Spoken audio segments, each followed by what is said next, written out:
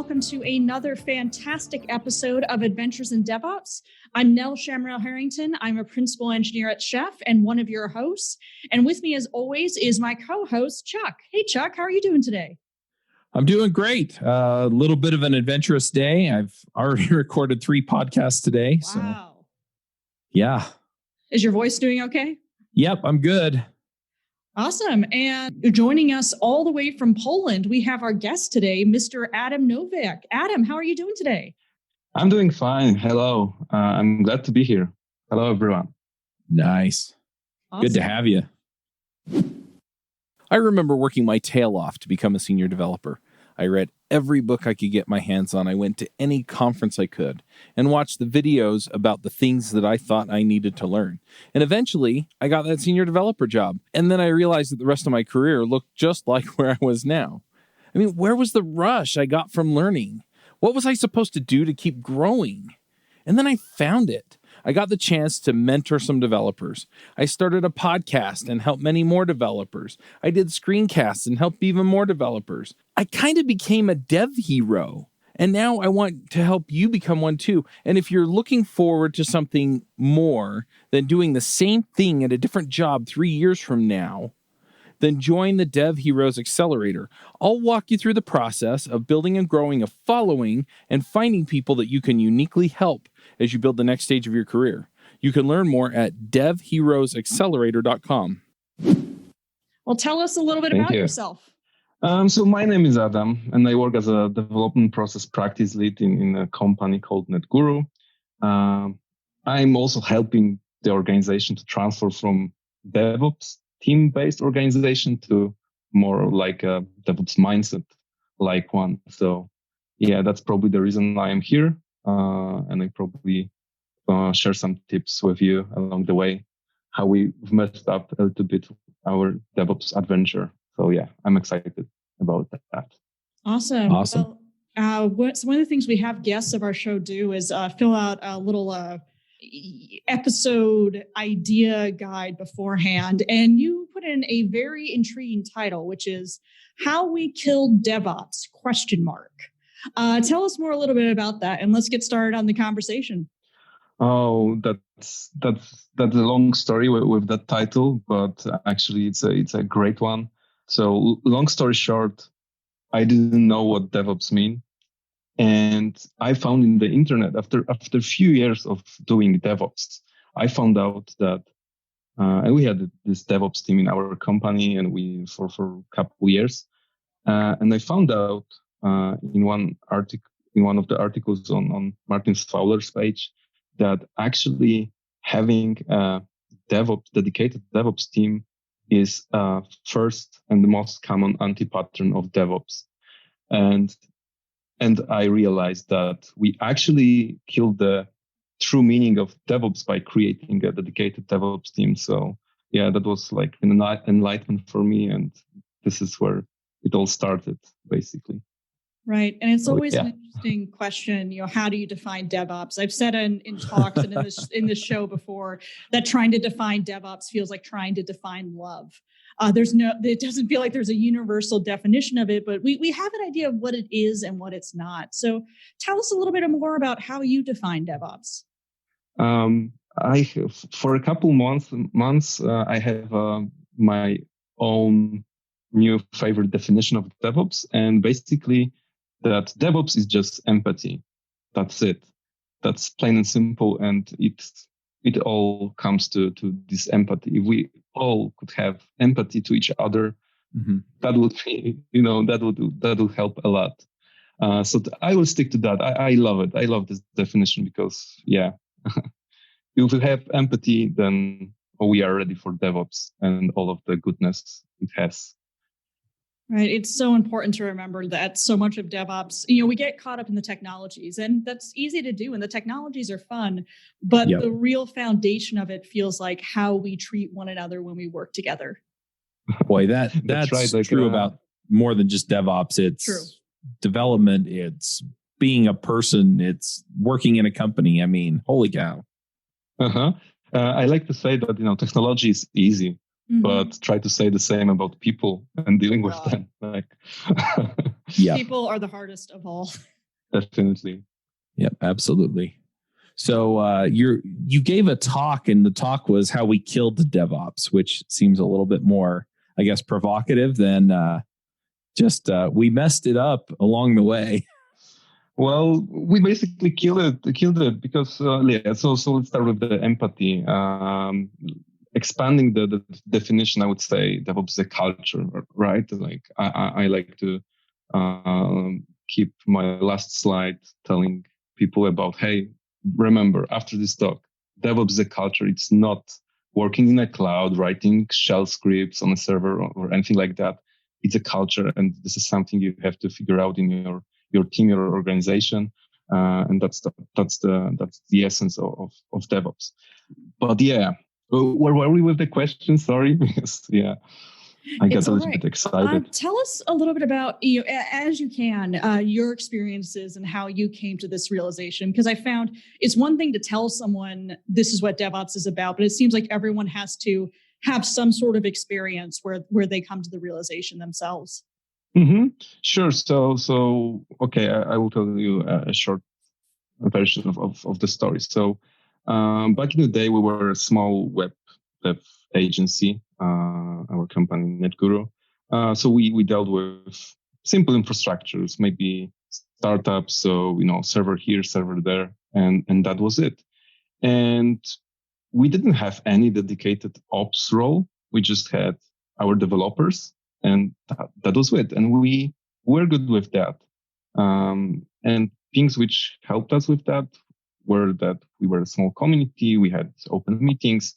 We have common tools and best practices. And we believed that when we heard DevOps, we understood it as this is stuff which is done on the servers, and basically it's writing shell scripts and automation on the servers, and this is DevOps. Okay, so something like infrastructure as a service. We didn't know the terminology back then, but yeah, it's not like SSH to a server. It's like writing a script, and this is DevOps. So you can work on multiple servers at once. And yeah, with that definition, we started our team, and along the way, we ran up into multiple issues, and the main was that we created this huge bottleneck in our organization because our team members understood that if there is anything related to cloud servers or anything like that, they can just raise a ticket in the DevOps team, and they will be fine. They don't have to deal with that. And it worked for some time. It was okay-ish. But then we grew exponentially. Like we hit this hyper growth thing. So we grow from 50 to 100, from 100 to 100 people.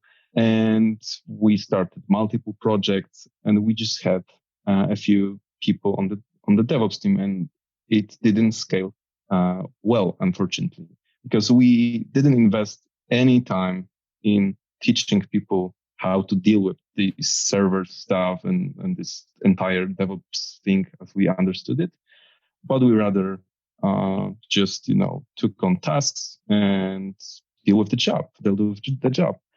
And at some point, we hit the critical point, and we couldn't. Well, our developer teams, delivery teams weren't able to deliver anything because they had to wait multiple weeks for staging server, production server, some kind of automation, this kind of things. This is sounding very familiar. My own experience. I know, right? So. Yeah, I'm glad you're not the only ones. And we actually became like number one issue in the organization. Like every coffee, every meeting, you heard something about this DevOps team. And it was really painful. Like I didn't want to be in this place anymore. Fortunately, we were able to improve it along the way, but Yeah, it was definitely hard. So we were the bottleneck in the organization just because we created this silo. And that's the sad part of the story. And you can tell me your stories here. I would be interested in that. It's a common one where you're trying to break down silos, but you end up creating another silo. I've seen this happen in organizations I've worked at. I remember I came into a hosting company and I came from a pure development background and I never managed my own servers before. And we were responsible for our own infrastructure and I broke a ton of things. And we decided, okay, we need a separate team to automate our infrastructure, number one, and number two, to deal with all the environments that we need set up. So the problem was, as you said, that team, it works well at a certain scale, but it quickly becomes a bottleneck. When you said the word bottleneck, I was reminded of the book, The Phoenix Project, where there's a guy named Brent who is the only one who knows the system. He has been allowed to build the system in a way that only he understands it. And he's the bottleneck because nothing can move forward without going through Brent. And I think it's very easy for DevOps teams to fall into that role in their organizations. Yeah, even though, DevOps teams are nice people, like Brent was in the book. Like, like we had like wonderful people in our team. Like they were the best, worked overtime, helped with each kind of thing, but it wasn't a good thing. So I read the Phoenix Project as well and had the chance to implement a couple of procedures to resolve the issue. Yeah. So when you realize, I always find people make a change when they're finally at a point where the pain is just too much. So for you, was that when you heard people grumbling every coffee, every meeting? What is the DevOps team doing? Why is it taking so long? Yeah, exactly. Like they knew that we do something, but we do things like too slowly, and they couldn't understand that. And so we usually dealt with normal things during the day, and then we use the on-call time to fix some more critical issues at night. So it was a hectic time. In our case, it really was. Like it was probably the most painful time in my career. But yeah, it was for other team, and the coffee and the talks were one thing, but the amount of tickets piling up was huge, and we didn't have a good way to monitor this. We didn't know how much time does it take, and so on. So we really had to change everything. So. Yeah, that's the second part of the story. So how we ended up killing this DevOps thing, and this is the exciting part, I would say. Yeah. Before you go into that, I worked at a company where, and I was on the development team, right? So I was I want to paint myself as a little bit of a villain, but really wasn't the case. But we kind of terrorized the poor DevOps or the ops team a little bit because we were constantly trying to push new stuff onto the servers. And the issue is we were dealing with government data. And so the security on it was like insane. And so we would pull in a new library and they would have to go get the library. They'd have to like tear through it as much as they could. And then they would, after they had gone through it, then what they would do is they would package it up as an RPM so that they could push it up to the server and install it the proper way, because that kind of internet access where you go out to the internet and get code and bring it back down was not okay. And so sometimes, when you're talking about why is this slow or what is going on here, or, why is it done this way, or why is it so hard to get anything done over there? Sometimes it's out of necessity, right? I mean, it sounds like you found other ways around this and you probably weren't in that kind of a constrained environment, but sometimes you're doing DevOps in situations where it's tough to get it all right and to make sure that you're covering all of your bases. So I just wanted to add that in because, yeah, situations vary from place to place. Yeah, there are definitely different type of constraints all over the place, like regulatory ones, like people, procedures, all of that could prevent you from doing the right way, basically. So yeah, so fortunately we didn't have, we just had our own problems, but still that was quite a lot for us back in the day. I remember another company I worked at, people really hated the security team.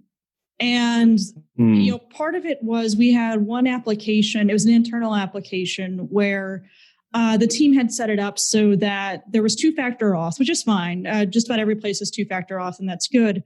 But it would also the login would bind to one IP address for the rest of the day, which if you're changing locations, makes it so you can no longer log into the application. And the thing I found was, because I remember I was so angry about this, this doesn't make sense. This isn't in any of our security requirements. Why are we doing this? And what I had to realize, and I think this is part of the foundation of empathy, is everyone thinks they're the good guy.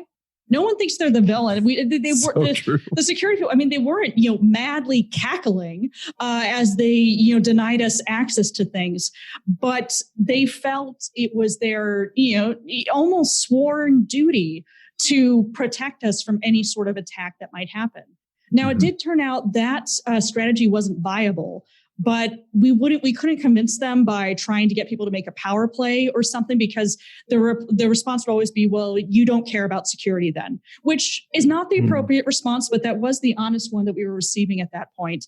What worked was asking, right, what are we trying to accomplish here? Because we have the same job. We're trying to enable the business to function safely. What can we do to accomplish this goal? And that led to some reform, I would say, in the organization. Mm-hmm. So not just the empathy is important, but also, the business, probably the most important one. Yeah. A couple of years ago, I put out a survey asking people what topics they wanted us to cover on devchat.tv, and I got two overwhelming responses. One was from the JavaScript community. They wanted a React show. And the other one was from the Ruby community, and they wanted an Elixir show. So we started both.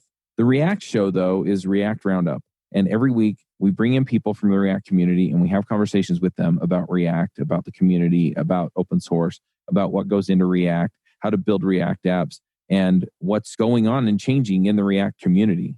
So if you're looking to keep current on the current React ecosystem and what's going on in React, you definitely need to be checking out React Roundup. You can find it at reactroundup.com. Right. So tell us now, Adam, a little bit about the second part of the story. When you came to this realization that things were not working the way they were. Yes. So first of all, I started looking for some answers in the internet, asking people from this kind of space, what's wrong? How can we resolve that? And I've stumbled upon many wonderful people who told me that this is a common pitfall. Actually, a big pitfall, and we are not the only ones who are in that situation. But the most important thing was to make work visible. Yeah, there is even a book called like that, Make Work Visible, and that's Dominique. I'm trying to remember her last name. De Grandis. Yeah. So yeah, we exactly had to do that because, as you've mentioned, like people started to wonder what these guys are doing, right? What's wrong? So we started to make work visible. We streamlined our communication because, as you can imagine, I don't know, probably you also use Slack, aren't you? Very much. And just a brief correction, I just realized it's Making Work Visible is by Dominica de Grandis. Yeah. But yes, use Slack extensively. Yeah, so I don't know about you, but I have this love-hate relationship with Slack. I love it, but we probably eliminated email out of our communication channels. So that's very tough because you have this stream of communication all of the time. And the same situation was our team. It was not only the dedicated channel. There were like dozens of them, like personal channels, secret channels, whatever, all types of channels. They were used to that, even to solve, like, project managers were discussing with a given DevOps member the issue. Business guys were discussing it. There was one person who were a developer. They discussed that. So there was one issue discussed in like 5 channels, and it was hard to follow the conversation. It was almost impossible to get something out of it. And it took us, hours to get some answers, get some decisions. So we do stuff. So the first thing we did, we streamlined the communication. We only, for a brief period of time, we only allowed one point of communication where we gathered like most important people, I would say, like service delivery managers, engineering managers. So everyone knew what's going on. And if you wanted to have something, you had to go through this channel. This way, everyone knew what was in the queue. And based on that, they knew that we do the right job. It's not that we are just like refactoring something. We just do the right stuff. So that was it. Fortunately, the higher management helped us. They acknowledged our actions. They cheered us up publicly. That was very, very nice, even though, they just wrote a few things mentioning that we are here to help you and so on. It sounds like a little thing, but it actually meant a lot, and it helped us. And I found out later that, any transformation in a bigger organization isn't possible without top management approval and support, right? Very much. Yeah. So that was, yeah. I also think it's critical that you clarified the communication channels and gave everybody a means of seeing what was going on. And that makes it really, really easy for people to go, oh, wait, that's wrong. Or, oh, wait, this is more important. Or, whatever. Exactly.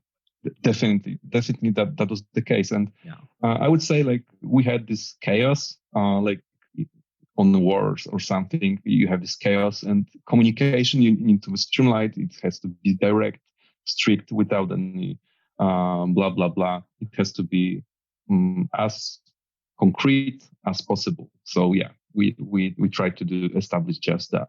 And then I've mentioned that we haven't produced any documentation. Like, everything was in the DevOps team heads. Like, this is very often the case. Mm-hmm. And we've changed that. So we started publishing like internal documentation. We also invited other teams for collaboration, like asking us, hey, so we have this process. You've managed to solve this. Can you describe it if with your own words? How did you approach this, and so on? And it helped us to create documentation from devs to devs without DevOps.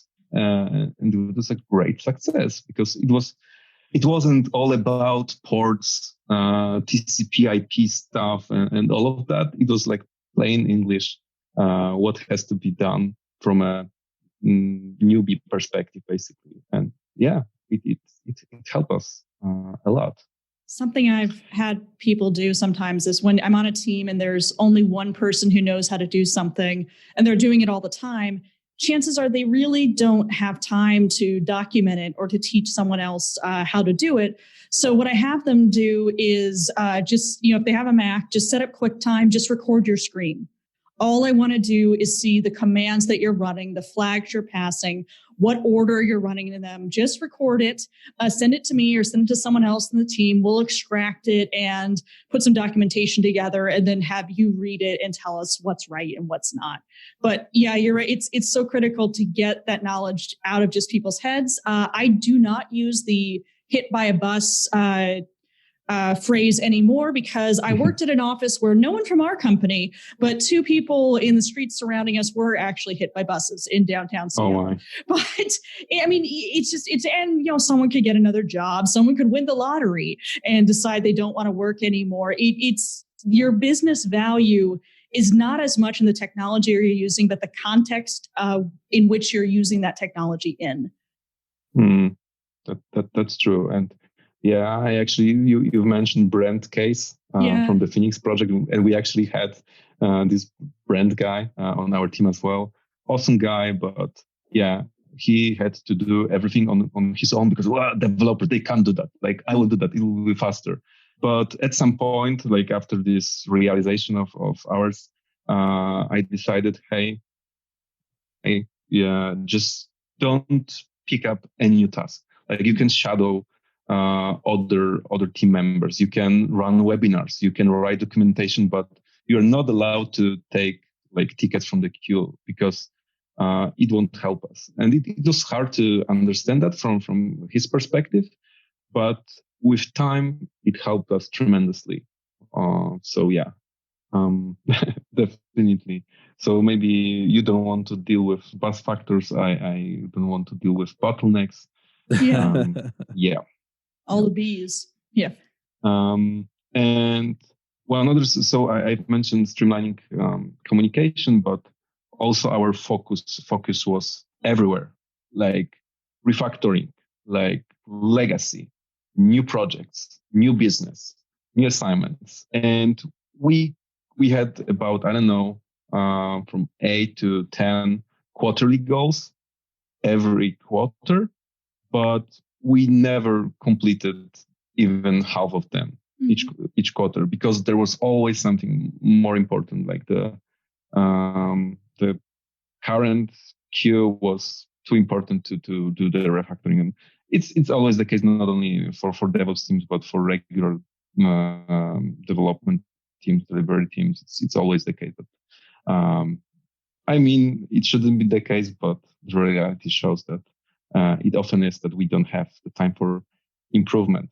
But yeah, focus. So yeah, we knew that we need to set our goals very narrow goals. So we just ended up with having like, let's get down the amount. Let's get down the time the ticket spends in the queue, like from 2 weeks to 2 days. Let's improve our net promoter score, NPS. So this is the metric we use to. It's often used in sales. So the question is, how would you recommend given services to your friend or colleague? And we ask the same question to all the people who use DevOps services. And we set goals, set the goal based on that. And basically that was it. We know the quality has to be good, so that's why we had NPS, and the time has to be, well, basically we need to solve our tickets as fast as possible. So we didn't have any other goals, and it helped us as well. And then with time we made our work visible. People actually, okay, so this team actually does something useful. They don't do silly stuff. They actually try to help the rest, and it helped to because actually we had some actual fights, not like physical fights, but people were arguing very very loudly, being impolite to each other. So yeah, definitely the pressure was there, and it wasn't a cooperation. It was like, throwing work from silos to silos, and they didn't want to talk to each other. Just, okay, ticket, done. Right. Don't talk to me until it's ready. So that was definitely bad. But with time, so we heard some words of appreciation, and people started to notice that, we started doing something differently. And it was a massive thing for us to have this positive feedback from the team. Yeah. You're really highlighting, I think, one of the best parts of making work more visible is that, I think every single person has worked in an organization where there's at least someone or multiple people who say about some team was, I don't even know what they do, which what they say that what they really mean is they don't do anything, do they? It's extremely rude. But one of the ways to counter that is making the work that you're not just making the work your team is doing visible, but making the trade-offs visible. Like, why didn't my pet feature get added? Oh, because these 3 high priority high priority requests came from a customer who's paying us $10 million a year. I mean, it's so critical for an organization to see that. Mm-hmm. And probably, you know, that there are like dozens of ways how people can do that, like creating tickets, creating documentation, actually bragging a little bit about, hey, we've done this and that. I found that, you know, people in our area, in the more technical area, aren't so good at this bragging thing about saying good things because, well, that was just a factor. Well, we scaled the servers. Everything is faster, like 10 times. Yeah, not a big thing. But people are very humble. Well, that's what I found. But it's necessary. So things are better now then? Or are you still dealing with some issues? No, absolutely. We are in a much different place. But so we've done all of that I mentioned. And then I had this real enlightenment phase in my journey. So my friend actually recommended me 2 books. One was the Goal, and the second one was the Phoenix Project. So other than that, previously, like I've talked to people, I've looked through internet, and that was it. But after going through these books, I understood that we really messed it up, like completely. And I got into this topic. Okay, so what can we do? Actually, instead of just fixing things, we can make them better, like getting them from normal to even better. So we have the potential for improvement. And there are quite a few books. We can probably list them in the show notes, like Phoenix Project, the Goal, DevOps Handbook, Measure What Matters. The Accelerate book is a great one for metrics, for instance. We had to transform the entire organization. So the book called Switch, How to Change Things When Change is Hard. I like this one very much. So it helped us with organization issues, and it helped us to smoothen up the process. Yeah, so spending some time with this book. So this was dedicated time. It helped me to get on board with what DevOps is, and as when I was converted, it was just a matter of time to get the word out in the streets, being some kind of evangelist, and spreading the word about that in the company. And it took us some time, definitely, but probably a year to make things straight. But we are completely different company right now. No one is talking about DevOps, fortunately, or not. They have different topics to talk about right now. But what else here? Yeah. It definitely sounds like things are much better. Mm-hmm. Do you think people are ever done with their DevOps transformations? Like, is it something that's ever complete? Of course, yeah. Of course not. Of course not. Like it's never done. But fortunately, so we were. I would say we were at the negative side of things. We got things to normal, and we could stay there. But actually, DevOps helped us to get things to another level, which is a better level. So I would say the most significant thing I observe is that we actually want to talk to each other. Mm-hmm. Like for instance, like we usually, like when I mentioned goals, we had this department goals. That was okay. So I don't know, project managers were responsible for creating this process. DevOps teams were responsible for some kind of servers. Developers were responsible for creating some kind of best practices about development. But right now we are at this moment, any initiative we start, we invite people from other departments to this initiative. So, for instance, if we want to create an automation for creating this, staging or production infrastructure, we invite developers, QAs, project managers, and DevOps to the party, and it completely changes the game.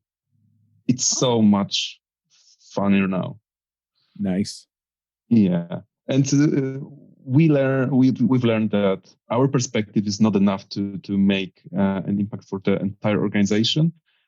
It's very useful to have this cooperation and conversation at first, because the implementation, the introduction, how do you call this? Implementation? Yeah, let's say implementation in the organization is much smoother with all of the diverse perspective. Yeah, and I've learned one more thing, that everything which is diverse is simply better. It's not just about the race or skin color or gender. It's about different perspective from project manager, from perspective from the client, from the developer, and things are simply better thanks to that. I remember working my tail off to become a senior developer. I read every book I could get my hands on. I went to any conference I could and watched the videos about the things that I thought I needed to learn. And eventually, I got that senior developer job. And then I realized that the rest of my career looked just like where I was now. I mean, where was the rush I got from learning? What was I supposed to do to keep growing? And then I found it. I got the chance to mentor some developers. I started a podcast and helped many more developers. I did screencasts and helped even more developers. I kind of became a dev hero. And now I want to help you become one too. And if you're looking forward to something more than doing the same thing at a different job 3 years from now, then join the Dev Heroes Accelerator. I'll walk you through the process of building and growing a following and finding people that you can uniquely help as you build the next stage of your career. You can learn more at devheroesaccelerator.com. Right. Advice I've given people sometimes who have been told they over-explain things is assume competence when you're talking to someone in your organization. And often when I say that, I get, well, no one's competent here. The thing is, if you approach someone like they're incompetent, they're immediately going to go on the defensive. And it's critical to start with, okay, there probably is a good reason that, or at least what they perceive as a good reason that they're doing this. Why don't I ask more than tell them that they're doing it wrong? Totally. So previously there was a lot of blame gaming, like they can't do this, they can't do that. But that was one other operation, I think. Like I said that, hey guys, this is not allowed. We can't blame. Let's just skip this part and let's think maybe that they have a problem, they have an issue, maybe they have a different perspective. Let's ask them exactly as you've told us. Yeah. So that's very useful. Boy, I wish more people would do that in more situations too, not just in these situations, but just in life in general. You see something that you don't get, you don't understand, you don't agree with. Yeah, take a minute. Hey, what's going on? What do you think? How do you feel? Why are you doing it?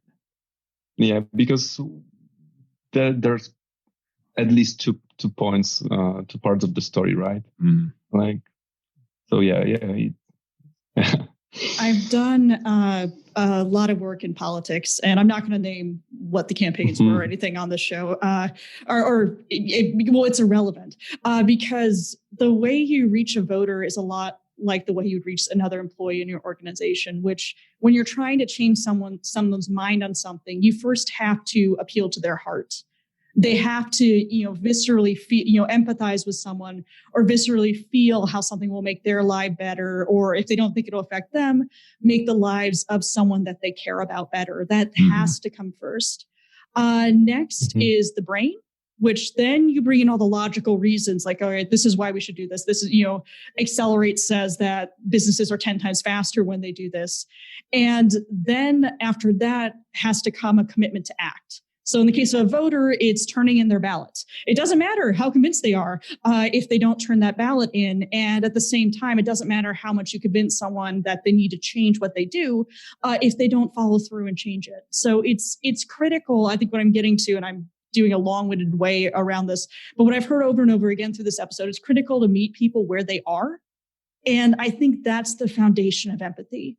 And that's the foundation of not just changing someone's mind, but changing your mind at the same time, becoming more informed. Exactly. Actually, politics is probably a tough one because you can't change your. It's so hard. Yeah. Yeah. But that would be an entire episode of its own. But it is possible. It's possible to do. You won't do it for everyone, but if you can do it for enough people, that's when societal change happens. Mm-hmm. So what would you say, Adam, to someone who's at an org and they're in a similar situation? I've been hearing this a lot at DevOps Days events and things to that effect, where they say, all right, we heard we need to do the DevOps. We put a DevOps team in place. It's not all rainbows and unikittens. Why isn't this working? How do we do better? Where would you tell them to start? Actually, you've mentioned one of the super useful things, which are DevOps days. I mean, these are the best events on earth. Like, I've only attended 2 of them, but when I see the community, all of the people who are engaged, who are discussing things, like, these are the best conversation I've heard on conferences.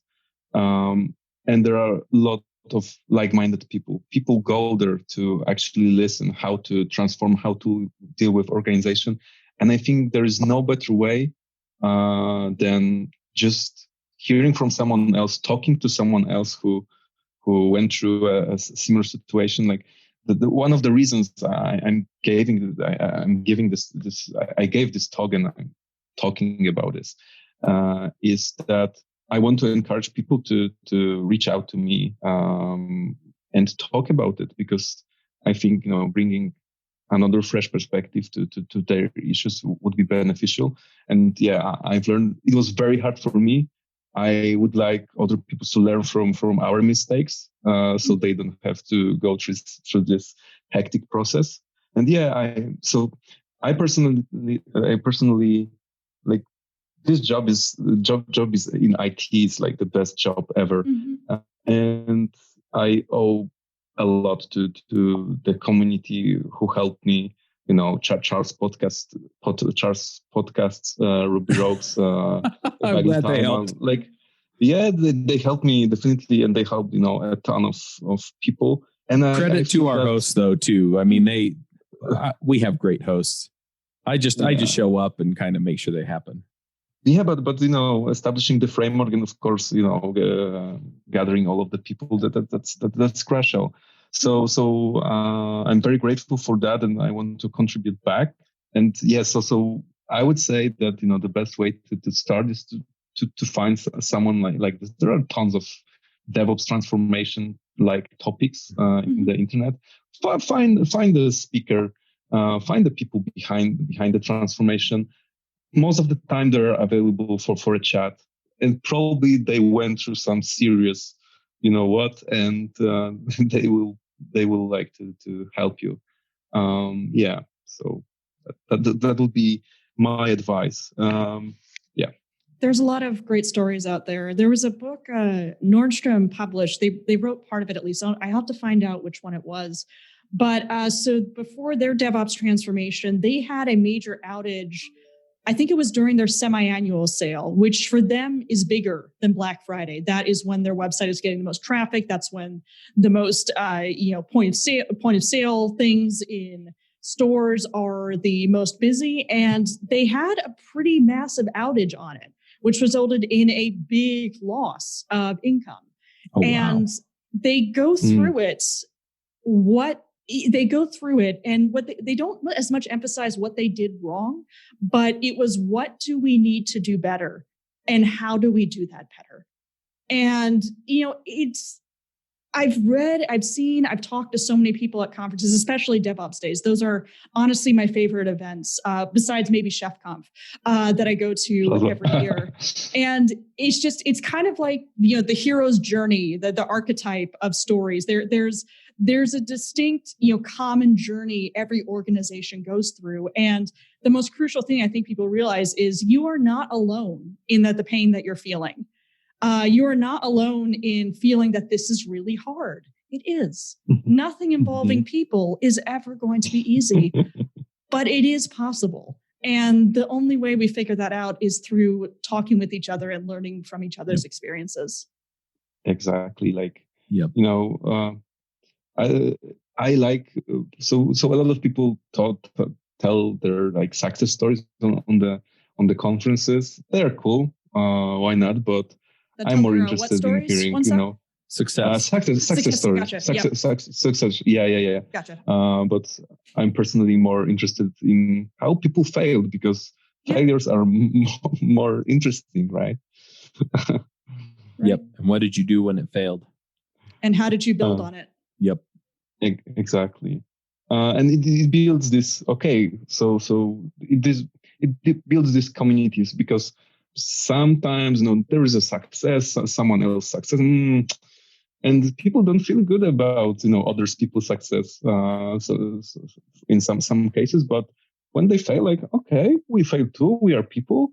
Okay, so we have a common ground, and it's so what I found out after giving this talk is that a lot of people came to me saying that, hey, we got a similar story, and we have a lot of common things with your case, and we talk about it, and it helped them to start doing this transformation. And I never asked for anything more than that. Like, this is the best gift I can have after this story came out publicly. Yeah, and just because from few more takeaways from the journey were that basically that we need to work together. That was number one. We need to get rid of all of the silos, and we need to share our experiences and see the different point of view of other people. That's that. So when I was asked to fix this, probably the timeline was like, can you do that in a month? And I was like, why not? But like I mentioned, it took us much longer. So take your time. You won't do that overnight. Anything happens overnight. So take your time. Any good change requires some time. It reminds me as well, but It reminds me of a line from one of my all-time favorite movies, which is Contact, which came out in 1997. Small moves, Ellie. Small moves. Hey, folks, if you love this podcast and would like to support the show, or if you wish you could listen without the sponsorship messages, then you're in luck. We're setting up new premium podcast feeds where you can get all of the episodes released after Christmas 2020 without the ads. Signing up will help us pay for editing and production, and you can go sign up at devchat.tv/premium. Well, this has been a fantastic episode. Thank you so much for coming on, Adam. No problem. It was a pleasure to be here with you. All right. Well, we are coming toward the end of the hour, and one thing we do at the end of each episode is we come up with some picks, things technical or not technical that have been useful to us in the past week or so. Chuck, why don't we start with you today? All right. So I think I mentioned this last week, but I am picking Christmas movies on the podcasts. Last week, I picked 2 movies with the same actor in them. I'm doing the same today. The first movie I'm going to pick is the movie that originally had the song White Christmas in it. And I'm wondering if either of you actually know what that movie is. Bing Crosby is what comes to mind. Bing Crosby is in both movies. And there is a movie called White Christmas, but that's not the movie it originally appeared in. It is in that movie. And Bing Crosby sings it in both. It was originally in Holiday Inn. And, I've seen that musical. Yep. And it came out in 1942. Has Bing Crosby and Fred Astaire. So lots of singing and dancing. You kind of expect that. Terrific movie. Absolutely love it. It's one of the holiday classics that I have to watch. And I love these old movies that just have there's just some quality to them that I don't know if we can capture these days. The other one is White Christmas. It also has Bing Crosby in it. And that one's Bing Crosby and Danny Kaye in that one. And again, that movie is anything with Danny Kaye in it. You can just plan on laughing through a lot of it. He is hilarious. And the movie is terrific. This one is much more Christmas centric, I guess, than Holiday Inn. Holiday Inn is a little bit different story, but yeah, both of them are just musical, dancing, great stuff. I absolutely love those movies. And then my last pick is today, as we record this, we released the Max Coder's Guide to Finding Your Dream Developer Job by me. So if you want to get the book, it's $2.99 on Amazon right now. I think we're going to hold that price point for a little while. It may go up. We'll see how it goes. But yeah, definitely go pick it up on Amazon, and we'll put a link to that in the show notes. Awesome. I will go ahead and go next. I have two picks. The first is the series The Mandalorian on Disney Plus. Oh, that was good. Star Wars focused Western, reminds me a lot of Long Wolf and Cub. It's fantastic. Great characters, great story. Any actor, you saw this with what's his name in V for Vendetta, but any actor who can have their face completely covered and still be emoting with their body language so that you understand everything that they're experiencing with is fantastic. Highly recommend it. For me, it was definitely worth the price of Disney Plus. The second pick is it's a Manning course through Manning Publications, Rust in Motion by Carol Nichols and Jake Golding. Rust is one of my very favorite programming languages. I took a bit of a break from it when I needed to work on some stuff for work that's written in Ruby, so went back to my Ruby roots. Now I'm coming back to my Rust roots, and Rust is one of those languages where if you're not using it quite a bit, you can pick it back up, but there's key, parts of the language that you need to refamiliarize yourself with. So the course is about 4 hours long. I'm going through it now. Very, very useful, getting all the little Rust code snippets back into my muscle memory. So highly recommend it if you are picking up Rust for the first time, or if you are coming back to it after Waves doing something else. Awesome. Adam, what about you? I have two picks for you. One is the book called Why We Sleep, and it was a life-changing book for me. It allowed me to sleep 1 hour more than in a previous year. So definitely a game-changing book. I feel better. I feel more energized. I have more time. So yeah, I definitely heard a lot of people in my circle who read this book, and they definitely 5 out of 5 gave 5 out of 5 rating for this. So yeah, I highly recommend that. You will realize that sleep is very good for you. And the second pick I have is this. I recently bought a pair of noise cancelling headphones, Jabra 85H, and another game changer for me. I had 2 flights to US and from US to Europe. And they allowed me to actually spend a good time in my plane and actually spend a good night in a hotel, which was very close to a very busy street. So if you don't have one, actually it's one of the best thing ever you could put on your head. So yeah, highly recommend it, both of the book and headphones. The headphones are also great when your hotel room that you end up in is right next to the elevator and you're hearing ding, ding, ding all night long. That is the worst. Yeah. And it's especially hard for me, at least at night. I don't have the headphones on. I've actually used a white noise app when I'm staying in hotels and I'm right next to the elevator, because people come in at 2 a.m. and they're talking real loud. Yes.